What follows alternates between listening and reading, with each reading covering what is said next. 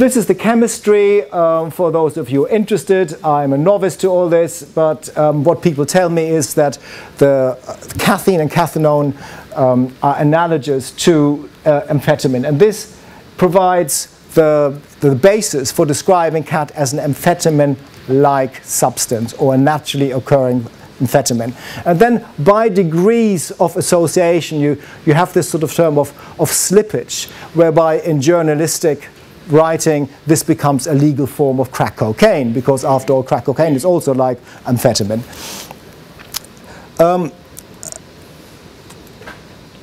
So the legal status is an interesting one. Caffeine and cathinone, the ingredients, the active ingredients, are both controlled under the international scheduling, the WHO schedules of 1961, but the leaf is not. So there's an ambivalence about it. Should the leaf be controlled or not? So laissez-faire regimes obtain here in the UK and the Netherlands. So the stuff is, Khat is legally imported and sold here. In countries like Scandinavia and Germany, it is not controlled. It is not considered legal. It is controlled. It's a prohibited substance, and there is a busy cross-border trafficking trade from the UK into Scandinavia, and somewhere across the North Sea, it turns into a dangerous. This vegetable turns into a dangerous narcotic, as these things are called. Some countries can't make up their minds, like Spain, Portugal, and so on. It's not determined yet. The chewing itself, some of you have taken tentative bites of this bundle, very good. A professional will chew it like this. It's not a very attractive way of looking at this bolus in your mouth. But you do this for a few hours. You sit around in so-called Khat cafes, which are called muffrishes. And we have them in London too. I was in one yesterday in Streatham. They're sort of a new novel institution that we have, a recreational institution where you go and you sit around, you watch Al Jazeera television and chew Khat. It's a cheap day out because it only costs you £5 for a bundle and then another quid for the tea. The interesting thing is that we have this sort of socialized culture of consumption, whereas in Sweden you go where it is a narcotic, people buy their Khat furtively off the back of a lorry and then hide the bundle under their coat and chew it while they're walking around freezing temperatures, because it is of course a forbidden substance.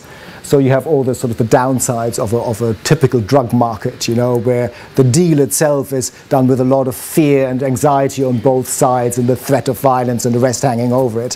Whereas here in the UK, you can just stroll into one of these. However, it is a contested issue, both within the communities, the diaspora communities where Khat use is popular, but also because you've got various pressure groups trying to control it and bring it within the remit of the international conventions, for which I would now, in a sort of more argumentative mode, say is entirely the vested interests, rather than really in order to extend the public health sort of to further public health interests.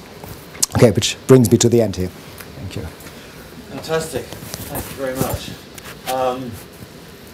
Do you want to ask me questions, or should I? Well, I was going to open it up to questions, but first of all, I was interested to get a sense from both of you that we've seen that there's a category of drug in both cases brackets these substances with, as it were, amphetamines and cocaine.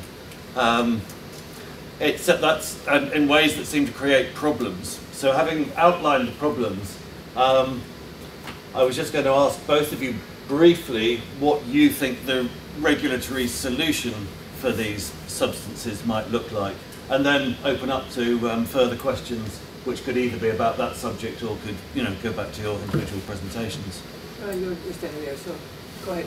Well, I always thought we should turn it round. I thought Khat is a fantastic opportunity to revisit the drug conventions and to address the fundamental, what to me is the fundamental problem with the convention, the idea that you have to have a global solution for problems.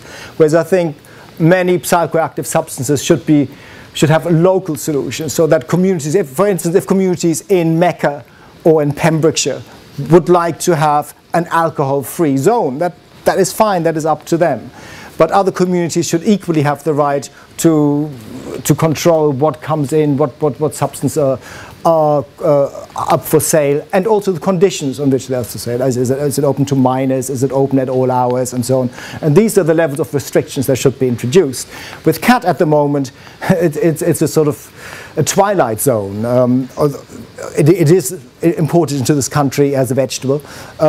But the actual sale of it is not really subject to regulations. And I think maybe some should be, particularly around hygiene in the muffishes, or who are they open to at the moment. If you go into a muffish, you will never find a woman because of the sort of traditional gender segregation that you find in Somali communities, but also because if a woman does enter, she's a prostitute and she loses her trust. And I thought, you have to address, drugs are often a way of addressing other wider social issues, so gender relations within Somali communities would be one, for instance.